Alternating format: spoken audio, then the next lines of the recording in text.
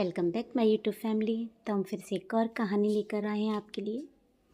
Hospital में रेनू कमरे के बाहर खड़ी सोच रही थी, वह यहाँ क्यों आई है, कैसे सामना करेगी उनका। 20 साल जाने कितनी बार जिन्हें कोस कर गुजारे हों, नफ़रत अपमान जाने क्यों उनका नाम मन में आते ही जलने लगती है वो।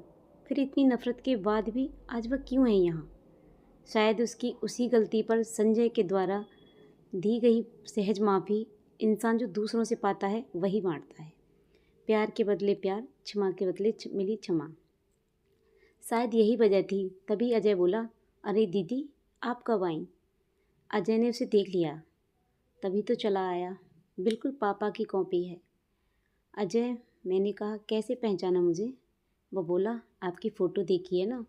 फिर कमरे में जाकर बोला, देखो ना पापा, दीदी आ गई हैं।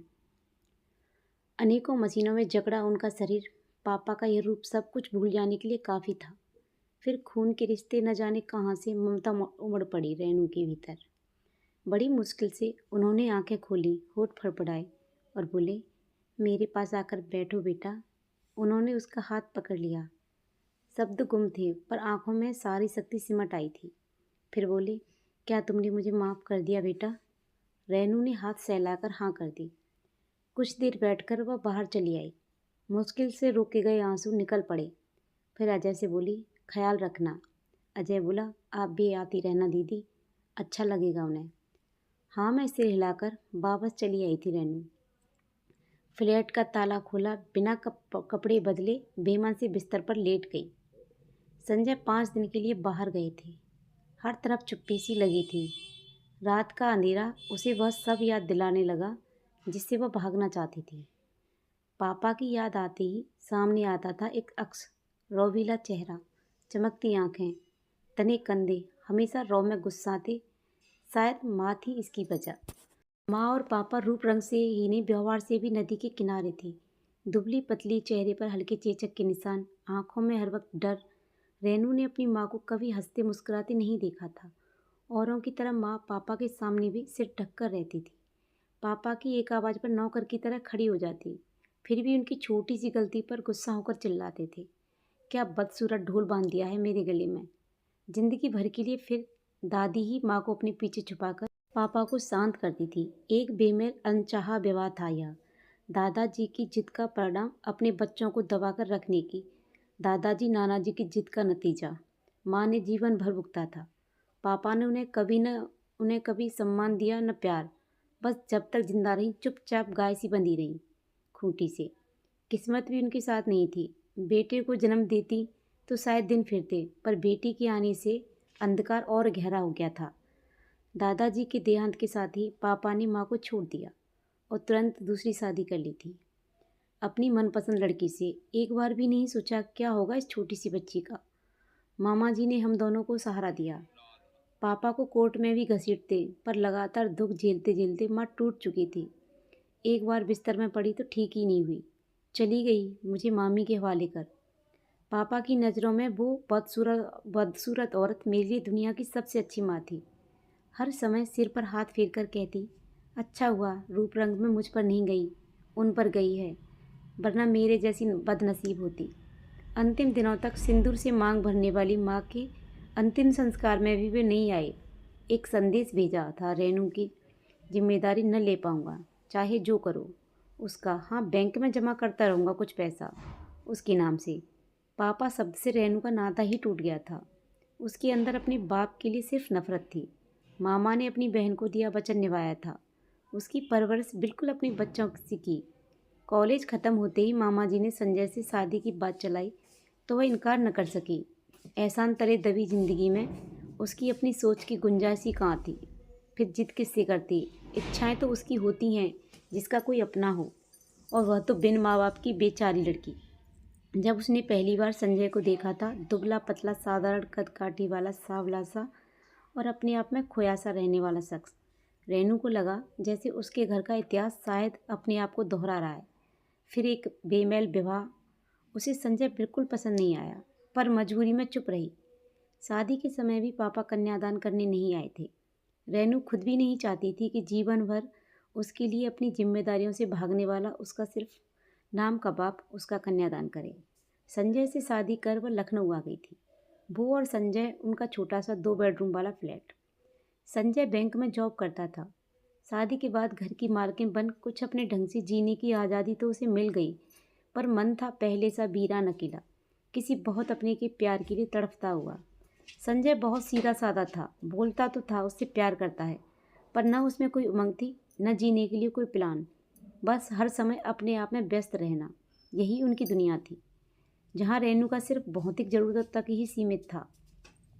माँ के जाने के बाद किसी ने उसे अपनी बाहों में लेकर नहीं पुचकारा, हमेशा अकेली ही रही, बस अधूरी सी।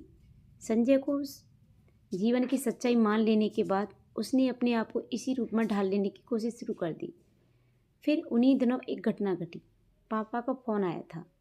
अपने लिए पहली बार बेटी शब्द उनके मुंह से सुन वह हैरान रह गई। परेशान और कुछ अस्वस्थ से लग रहे थे। वो मिलना चाहते थे उससे, मगर रेनू ने साफ मना कर दिया। माँ और उसके जीवन के सारे दुखों की जड़ तो वही थी। पापा के फ़ोन आने का सिलसिला रुका नहीं था। हर दूसरे दिन फ़ोन पर उनका गिड़गिड़ाना, माफ़ी मांगना जारी था। रेनू ने चुप्पी साध ली थी। एक दिन संजय बोला, रेनू, आजकल तुम्हारा ध्यान कहाँ रहता है? न खाने में स्वाद है, न घर में कोई हलचल। रेनू बोली, कल पापा और उनके बेटे का फ़ोन आया था, मिलना चाह रहे थे वो। संजय बोला, हम लोगों को मिलना चाहिए उनसे, वो कई बार मुझसे भी कह चुके हैं। संजय उसे समझाने लगे तो वो चिढ़ सी गई और बोली, कितना दुख सा है मैंने और माँ ने उनकी अय्यासियों की वजह से। संजय बोला, भूल जाओ पुरानी बातें रेनू, कई दिनों से बीमार चल रहे हैं वो, ज़्यादा जीने की ताकत नहीं दिखती। फिर उनकी पत्नी भी नहीं रही, बस एक बेटा है। शायद तुम्हारी माँ भी माफ़ कर चुकी होती यदि वो जिंदा होती। संजय ने उसे मनाने की बहुत कोशिश की। रेनू बोली, दूसरों को सलाह देना आसान है संजय, उनका यह नरक तो उनके अपने किए की सज़ा है। उन्होंने हमें हमेशा दुख ही दिया है, तो अब सुख कहाँ से पाएंगे? रेनू के अंदर जरा सी भी नरमी न देख संजय चुप हो गए। जिंदगी चल रही थी समय के साथ कि अचानक दीपक का उसकी ज़िंदगी में आना जैसे अभी तक की दबी सारी आकांक्षा कुठा को पर निकल आए। दबी इच्छा दोबारा सांस ले उठी थी। रेनू के जीवन में अचानक ही हुआ था। उस दिन घर के लिए सामान लेने वो मॉल गई थी, अकेली। वो भी अभी शॉपिंग कर ही रही थी कि अचानक भगदड़ मच गई। पुलिस चेतावनी देने लगी, इस मॉल में कुछ आतंकवादी घुस आए हैं। पुलिस ने इस स्टोर को चारों ओर से घेर रखा है, जो जहाँ है वहीं छिप जाए। रेनू गेट के पास ही थी, सोचा बाहर भागकर अपने आप को सुरक्षित कर ले। वह भागी भी दरवाजे की तरफ, पर तभी 2 मजबूत हाथों ने उसे अपनी ओर खींच लिया। हड़बड़ाहट में वो उसी पर गिर पड़ी। कोई 10-20 मिनट वह ऐसे ही पड़ी रही। थोड़ा मन पर काबू पाया तो अपने रक्षक को देखा। गोरा रंग, बड़ी बड़ी आंखें, चौड़ी छाती, जिस पर रेनू का सर था। उसकी भुजाओं का घेरा रेनू के चारों ओर सुरक्षा कवच सा कसा था। एक अनजान अनोखे पुरुष के स्पर्श एक अद्भुत रोमांच सा भर दिया था बदन में। लग रहा था जैसे जिंदगी खत्म भी हो जाए इसी क्षण तो कोई गिला नहीं। वो शायद रेनू के स्पर्श के बावजूद पूरी तरह चौकन्ना था। तभी अचानक उससे छिटक कर खड़ा हो गया। उसने अपना हाथ बढ़ाते हुए परिचय दिया, दीपक सिंघानिया। बीते पलों की याद आते ही रेनू की आंखें झुक गई थी और बोली, मैं मिसेज रेनू वर्मा।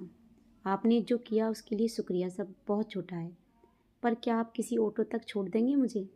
वो बोला, आप बहुत घबराई हुई हैं, घर तक छोड़ देता हूँ, मेरी गाड़ी पास ही खड़ी है। रेनू चुप थी, इनकार करने की कोई गुंजाइश ही नहीं थी। एक तो दीपक का सम्मोहन, उस पर भय से कांपता उसका मन, पीछे पीछे होली थी उसके। दीपक बोला, एक बार मिलना चाहूँ मैं आपसे तो। ये सुनकर रेनू मना नहीं कर पाई, पर फिर दीपक से मुलाकातों का सिलसिला थमा नहीं था। संजय के ठंडे व्यवहार से दुखी, अपनी ज़िंदगी की बोरियत से उकताई रेनू के सब्र का वार टूट गया था। दीपक से मिलकर एक तरफ संजय से छोटी छोटी बातों पर झूठ बोलना और बच निकलना, तो दूसरी ओर दीपक से मिलकर घंटों तक सपनों की दुनिया में खो जाना। कभी कभी उसे संजय का ख्याल आता तो दीपक से पूछ बैठती थी, क्या हम कुछ गलत कर रहे हैं? एक शादीशुदा औरत का एक दूसरे पुरुष से इस तरह मिलना। दीपक बोला, हम 2 जिंदगी जीते हैं, एक दूसरे के लिए, एक अपने लिए, और इसमें क्या गलत है? तुम मेरे साथ खुश हो, मैं तुम्हारे साथ खुश हूँ। दीपक का सोचने का ढंग बिल्कुल साफ है, कोई कन्फ्यूजन नहीं, सब कुछ बिल्कुल साफ। रात को संजय की बगल में पड़े अचानक ख्यालों से वह दीपक की बाहों में सिमट जाती। काश जिंदगी यूं ही चलती रहे। पापा को आजकल उचित ठहराने लगी है रेनू। क्या बुरा किया उन्होंने जो समझौता ना कर अपना मनपसंद जीवन साथी ढूंढ लिया। छल तो नहीं किया माँ के साथ, साफ राह चुनकर। सारी तकलीफें दुख शायद भूल गई। वो सोच भी नहीं सकती थी कि माँ के लिए अन्याय के एक एक क्षण की गवाह खुद ऐसे रास्ते पर चल देगी। फिर संजय को अपने से तौलती तो लगता जैसे अन्याय हुआ है उसके साथ भी। पापा की तरह बड़ों की जिद की वजह से ये भी सच नहीं कि वो संजय को पूरी तरह छोड़ सकती है। एक दिन दीपक ने उससे मिलते ही कहा, तुम मेरे लिए बहुत लकी हो रेनू। देखो मुझे अपॉइंटमेंट लेटर मिल गया है। सपना जयपुर में एक बहुत बड़ी कंपनी में इंजीनियर बन गया हूँ। रेनू बोली, आगे क्या सोचा है तुमने? दीपक बोला, सोचना क्या, सब कुछ छोड़कर मेरे साथ चलो, सुकून भरी दुनिया बनाएंगे हम दोनों मिलकर। कितनी आसानी से कह दिया था दीपक ने, पर रेनू के लिए तो ये जीने मरने का प्रश्न बन गया था। फिर बोली, तुम एक बार जयपुर होकर तो आओ, कुछ सोचने का समय मिल जाएगा मुझे। रेनू ने बहुत भारी मन से विदा दी थी। फिर सारे दिनों में वह सोचती रही, क्या मिला उसे आज तक जीवन में? आतंकित सा बचपन या त्याग, आदर्शों को ढोती जवानी। ऐसे ही किसी एक दिन संजय का घर संभालते संभालते रोती दुखी होती चली जाएगी इस दुनिया से। क्या उसे अपने बारे में सोचने का हक नहीं? फिर उसने सोचा, दोहरी जिंदगी नहीं जीनी है उसे। अपनी खुशी के लिए वो खुद को आज़ाद कर लेगी इस दुनियादारी से। आज उसने तय कर लिया कि वह नहीं सोचेगी मामा मामी या संजय के लिए, नहीं सोचेगी कि समाज कहेगा जैसा बाप वैसी बेटी निकले। रूप नहीं, इच्छाएं और साहस भी उसे पापा से ही मिला था। फैसला ले लिया था रेनू ने, दीपक को फ़ोन पर बता दिया था। दीपक हर तरह से उसके साथ था, सब कुछ तय था। संजय के ऑफिस जाते ही वह भी सूटकेस लेकर निकल पड़ी थी अपने दीपक के साथ।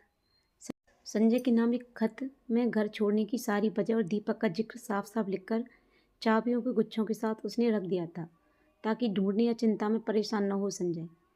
इधर रेलवे स्टेशन पर आकर बताए प्लेटफॉर्म से लेकर सारा स्टेशन ही छान डाला उसने, पर दीपक का कोई पता नहीं चला।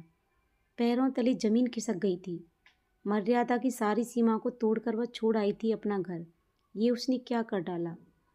शायद इस जन्म में चैन नहीं मिलेगा, अच्छा हो जीवन यहीं ख़त्म कर दे किसी पटरी पर लेट कर। लेकिन दिन के उजाले में साहस नहीं कर पाई रेनू। एक पल भी नहीं रुकी, ऑटो लेकर सीधे घर पहुंची। फ्लैट की दूसरी चाबी उसके साथ हमेशा रहती है। दरवाज़ा खोला तो देखा संजय बैठे थे सोफे पर। निढाला आंसुओं से भींगा था उनका चेहरा। उसे देखते ही बोले, क्या लेने आई हो रेनू? वो नहीं मिला या कोई चीज़ भूल गई थी अपनी? संजय के स्वर लड़खड़ा रहे थे। क्या कसूर था मेरा? कहाँ कमी छोड़ी थी मैंने? रेनू कोई जवाब नहीं दे पाई। क्या कहती? चुपचाप अपराधी सी खड़ी रही। क्या बहाना बनाती वो? उड़ता कागज का टुकड़ा सब सच सच कह रहा था।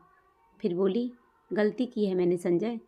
फिर उसी को दोहराया है जिस गलती ने मेरी आत्मा को सबसे ज़्यादा कुचला था। जाने क्यों मैंने इस घर पर तुम पर अपना हक खो दिया है। कहते हुए उसकी आंखें छलछला गईं। कोई अनजाने में अपराध करे तो उसका सच्चे मन से किया पश्चाताप उसे इस अपराध से मुक्त कर सकता है, पर मैंने तो जानबूझकर ठोकर खाकर भी। फिर बोली, सुबह होने पर खुद चली जाऊंगी। संजय की ओर से कोई जवाब नहीं आया। अपना सूटकेस नीचे रख वह भी पास पड़ी कुर्सी पर बैठ गई। दोनों वहीं पड़े रहे, एक दूसरे से मुंह फेरे, मानो तौल रहे हो अपने आप को। कभी कभी आंसुओं की धारा निकल पड़ती थी। एक खामोशी पसर गई थी। सुबह होते ही रेनू ने सूजी आंखों को पानी से धोया, बिखरे बालों को समेटा, बाहर कदम बढ़ाए थे कि संजय ने पुकारा, अनजान नहीं था मैं कि मेरे सिवा कोई और भी तुम्हारी ज़िंदगी में है, पर इतना बड़ा कदम उठा लोगी ये भी नहीं सोचा था। मैं ऑफिस टूर से बाहर जा रहा हूँ 5 दिन के लिए। जाना चाहो तो चली जाना मेरे आने से पहले, पर रुकना चाहो तो सोचना, क्या दोबारा दीपक के पुकारने पर तुम्हारे कदम नहीं बहकेंगे? क्या पूरी सच्चाई से अपना सकोगी मुझे और इस घर को? मेरी तरफ से निश्चित रहना। शब्दों के जाल नहीं बुनना आता, पर तुमसे इतना प्यार तो अवश्य करता हूँ कि तुम्हारी ऐसी कई गलतियों को माफ़ कर सकता हूँ मैं। संजय के जाने के बाद बस कुछ घंटे लगे थे उसे अपने आप को संभालने में। क्यों बाहर भटक रही है वो, जब संजय जैसा सुलझा इंसान और एक सुंदर घर है उसका अपना? दीपक और संजय में रूप रंग में कोई समानता नहीं, पर अब संजय ही उसका सब कुछ है। संजय की उदारता ने उसके मन की सारी गांठों को खोल दिया। अपने आप को पूरी तरह तैयार कर नहा धोकर अस्पताल पहुंची थी रेनू पापा से मिलने। कई दिनों से जीवन मरण के बीच झूल रहे, उसकी प्रतीक्षा कर रहे थे। वो उसे कोई हक नहीं है उन्हें सज़ा देने का। पापा भी संभल जाते ठोकर खाकर, उसकी तरह यदि माँ ने उन्हें खुले मन से साफ कर दिया होता, संजय की तरह। काश, लेकिन सब कुछ तो नहीं मिल पाता है हमेशा। अतीत की यादों में घूमते घूमते पता नहीं रेनू की कब आँख लग गई। सुबह डोरबेल की आवाज़ ने उसे जगाया। सामने दीपक खड़े थे। सीधे अंदर आ गए और बोले, पता नहीं कितनी बार कोसा होगा तुमने, धोखेबाज, बेवफा, समझ न जाने कितनी गालियाँ दी होंगी इन 5 दिनों में। क्या करता? जयपुर से लौटा तो खबर मिली कि माँ नहीं रही। एक दोस्त को तुम्हारे नाम खत देकर चला गया। वापस आए तो पता चला वो खत तुम तक पहुँचा ही नहीं, भूल गया देना। तुम्हारी क्या हालत हुई होगी समझ सकता हूँ मैं। आज लेने आया हूँ तुम्हें, कोई समाज किसी की परवाह नहीं। अब तुम ही मेरा परिवार और परिचय हो। बस। दीपक भावुकता में उठकर रेनू के बिल्कुल नज़दीक आ गया। लेकिन आज रेनू न पिघली न लड़खड़ाई। अपने आप को दूर कर सबदे शब्दों में बोली, समय की एक छोटी सी भूल ने मुझे साफ साफ दिखा दिया कि मैं क्या हूँ। मेरी मर्यादाएं, मेरी सीमाएं, सब कुछ याद दिला दिया। उस दिन रेलवे स्टेशन पर अकेली असहाय खड़ी हो मैंने जाना रिश्तों की अहमियत को। घर आकर संजय की अच्छाइयों को कितनी बार आसानी से माफ़ कर दिया मुझे उसने, जबकि मैं अपने पिता को माफ़ नहीं कर पाई एक लंबे समय तक।